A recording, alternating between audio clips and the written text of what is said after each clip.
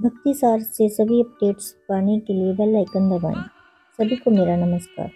किसी भी शुभ कार्य की शुरुआत से पहले सभी लोग विघ्नहर्ता श्री गणेश जी के नाम का स्मरण इस विश्वास के साथ करते हैं कि वो कार्य हर रूप से सफल होगा। ऐसा मानते हैं कि श्री गणेश अपने भक्तों के सभी विघ्न को हर लेते हैं। संकट चौथ व्रत कथा। एक समय की बात है, एक शहर में देवरानी जेठानी रहती थी। देवरानी गणेश जी की बड़ी भक्त थी। देवरानी का पति जंगल से लकड़ी काटकर उसे बेचता था और अक्सर बीमार रहता था। देवरानी गरीब थी और जेठानी अमीर थी। देवरानी अपनी जेठानी के घर का सारा काम करती और बदले में जेठानी उसे बचा हुआ खाना, पुराने कपड़े आदि दे देती थी। इसी से देवरानी का परिवार चल रहा था। ऐसे ही करते करते देवरानी के दिन किसी तरह से गुजर रहे थे। ऐसे ही करते करते माघ का महीना आ गया और इसकी चतुर्थी तिथि पर देवरानी ने तिल चौथ यानी संकट चौथ का व्रत किया और पूजा करके तिल चौथ की कथा सुनी और तिलकुट्टा छिलके पर रख दिया और सोचा कि चांद निकलने के बाद ही कुछ खाएगी। इसी तरह से कथा सुनकर वह जेठानी के घर काम करने के लिए चली गई। जेठानी के जहाँ पहुंचकर खाना बनाकर जेठानी के बच्चों को खाना खाने को कहा तो बच्चे बोले, माँ ने व्रत किया है और माँ भूखी है। जब माँ खाना खाएगी तभी हम भी खाएंगे। जेठ जी को खाना खाने को कहा तो जेठ जी बोले, मैं अकेला नहीं खाऊंगा, जब चांद निकलेगा तभी मैं खाऊंगा। इस पर देवरानी ने कहा, मुझे घर जाना है इसलिए मुझे खाना दे दो। तब जेठानी ने उसे कहा, आज तो किसी ने भी अभी तक खाना नहीं खाया है, तुम्हें कैसे दे दूं? तुम सवेरे ही बचा हुआ खाना ले जाना। जेठानी की ये बात सुनकर देवरानी उदास होकर घर चली आई। देवरानी के घर पर पति बच्चे सब आस लगाए बैठे थे कि आज तो त्योहार है इसलिए कुछ अच्छा खाने को मिलेगा।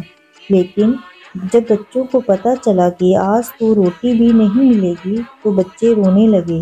ये देखकर देवरानी के पति को गुस्सा आ गया और कहने लगा कि दिन भर काम करने के बाद भी 2 रोटियां नहीं ला सकती तो काम क्यों करती हो। पति ने गुस्से में आकर पत्नी को कपड़े धोने के धोबने से पीटा। धोबना हाथ से छूट गया तो पाटे से मारा। वो बेचारी गणेश जी को याद करती हुई रोते हुए पानी पीकर सो गई।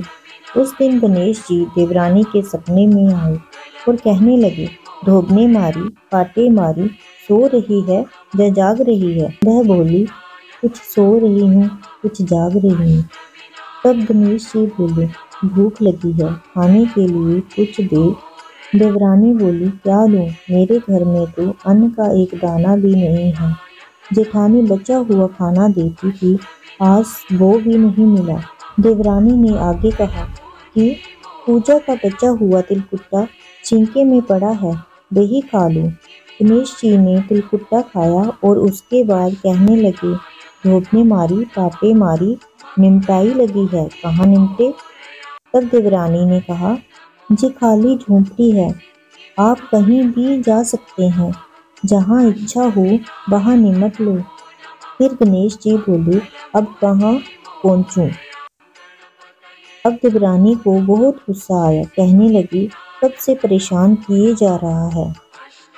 सो बोली, मेरे सिर पर पहुँचो और कहाँ? देवरानी जब सुबह उठी तो ये देखकर हैरान रह गई कि पूरा घर हीरों और मोतियों से जगमगा उठा है। सिर पर जहाँ विनायक पहुँचने कर गए थे वहाँ हीरे के टीके और बिंदी जगमगा रहे थे। इस दिन देवरानी जेठानी के जहाँ काम करने नहीं गई।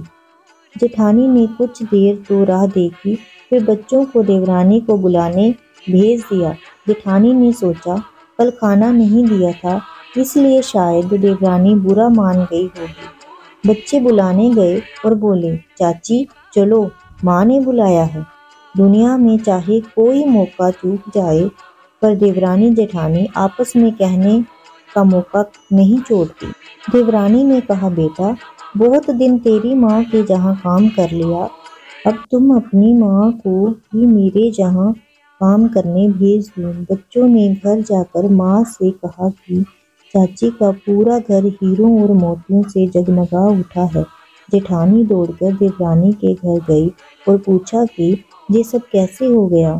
तब देवरानी ने जेठानी को रात में हुई सारी घटना बताई, जो भी उसके साथ हुआ था।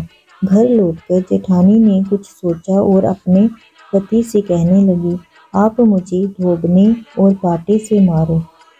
उसका पति बोला कि भली मानस, मैंने तो कभी तुम पर हाथ भी नहीं उठाया, मैं तुम्हें धोबने और पाटे से कैसे मार सकता हूँ। वो नहीं मानी और जिद करने लगी। मजबूरन पति को मारना पड़ा।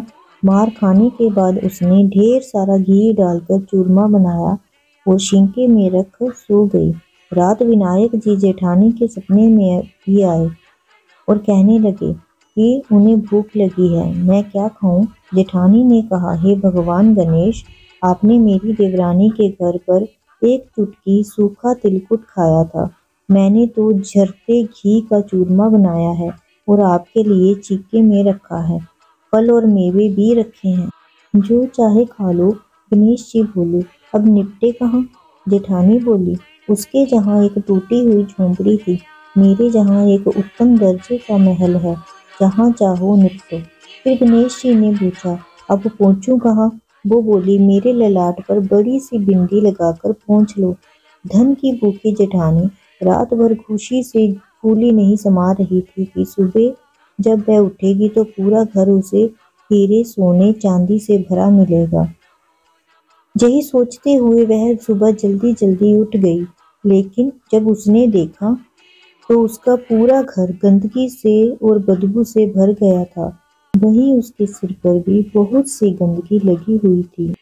ये सब देखकर जेठानी ने अपना माथा पीट लिया है। उसने कहा, हे गणेश जी महाराज, ये आपने क्या किया, मुझसे रूठे और देवरानी पर टूटे। जेठानी ने घर की सफाई करने की बहुत कोशिश की, परंतु गंदगी और ज्यादा फैलती गई। जेठानी के पति को मालूम चला तो वो भी बहुत गुस्सा हुआ और बोला, तेरे पास इतना सब कुछ था, फिर भी तेरा मन नहीं भरा। परेशान होकर जेठानी चौथ के विनायक जी श्री गणेश जी से मदद की विनती करने लगी। बोली, मुझसे बड़ी भूल हुई, मुझे क्षमा करो। विनायक जी ने कहा, देवरानी से जलन के कारण जो तूने किया है उसी का फल तुझे मिला है। अब तू अपने धन में से आधा उसे देगी, तभी ये सब साफ होगा। गणेश जी के कहने पर उसने आधा धन तो बांट दिया, लेकिन मोहरों की एक हांडी चूल्हे के नीचे गाड़ रखी थी। उसने सोचा किसी को पता नहीं चलेगा और उसने उस धन को नहीं बांटा।